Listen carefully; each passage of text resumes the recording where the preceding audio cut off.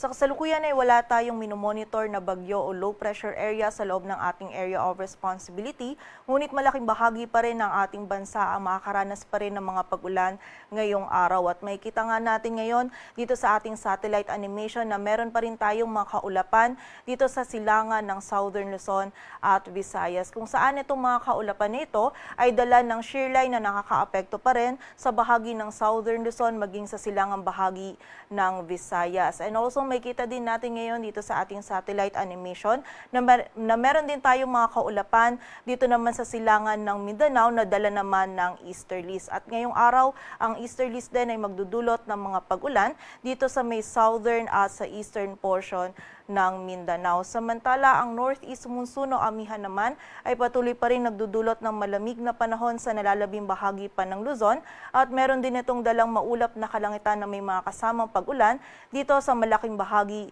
ng northern Luzon.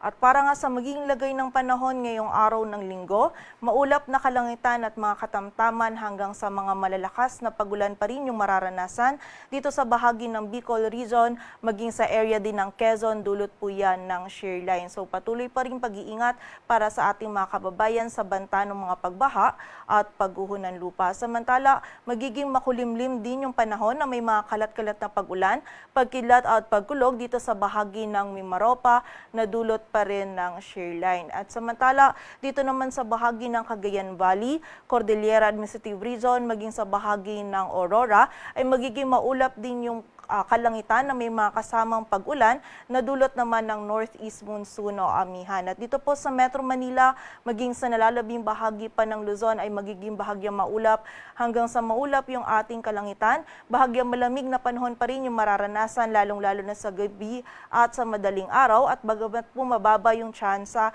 ay meron pa rin tayong posibilidad ng mga isolated o yung mga mahinang pag-ulan or pag-ambon na dulot pa rin ng amihan. Agwat ang temperatura sa Metro Manila ay mula 23 to 30 degrees Celsius. Samantala sa bahagi naman ng Visayas at Mindanao ngayong araw, magiging maulap din yung kalangitan dito sa area ng Eastern Visayas at meron pa ring mararanasan na mga katamtaman hanggang sa mga malalakas na pagulan, lalong-lalo na po yan sa area ng Northern Samar, dulot yan ng shear line. Samantala ngayong araw, ang easterlies naman ay magdudulot din ng mga pagulan dito sa Caraga, Davao Region, maging sa bahagi din ng Sarangani at South Cotabato. So muli po, pag-iingat pa rin para sa ating mga kababayan sa posibilidad ng mga pagbaha at pagguho ng lupa. Samantala, dito naman sa nalalabing bahagi ng Visayas at Mindanao ay magiging bahagyang maulap hanggang sa maulap yung ating kalangitan. Meron pa rin tayong mararanasan ng mga isolated o yung mga biglaang pag-ulan, pagkilat at pagkulog na dulot pa rin ng easterlies. Agwat ng temperatura sa Cebu ay mula 25 to 31 degrees Celsius at sa Davao naman ay 24 to 31 degrees Celsius.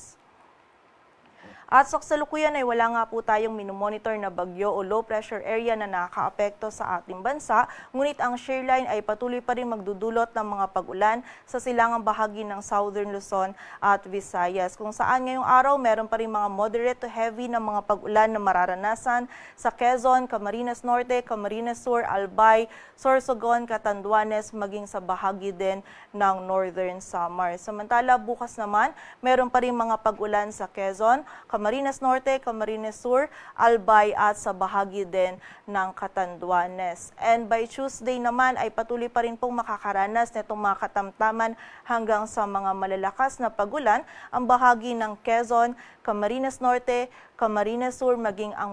ang bahagi din po ng Catanduanes. So muli po, pag-iingat pa rin at pagiging alerto para sa ating mga kababayan, lalong-lalo na yung mga nakatira dun sa mga prone sa mga pagbaha at pagguho ng lupa, maging dun sa mga areas din po na nung mga nakaraang araw pa nakakaranas ng mga pag-ulan. At dulot po ng amihan, meron pa rin tayong nakataas na gale warning sa mga dagat baybayin yan ng Camarines Norte, northern coast ng Camarines Sur, northern at eastern coast ng Catanduanes, eastern coast ng Albay at Sorsogon, sa northern at eastern coast ng Northern Samar, maging sa northeastern coast ng Eastern Samar. At meron din tayong nakataas pa na gale warning sa Ilocos Norte, Ilocos Sur, western coast ng Pangasinan, sa eastern coast ng Cagayan, Isabela, sa northeastern coast ng Aurora, at sa northern and eastern coast ng Polillo Islands, kung saan hindi po muna natin pinapayagang pumalaot yung mga kababayan nating mga isda, dapat din na rin yung may mga maliliit na sasakyang pandagat.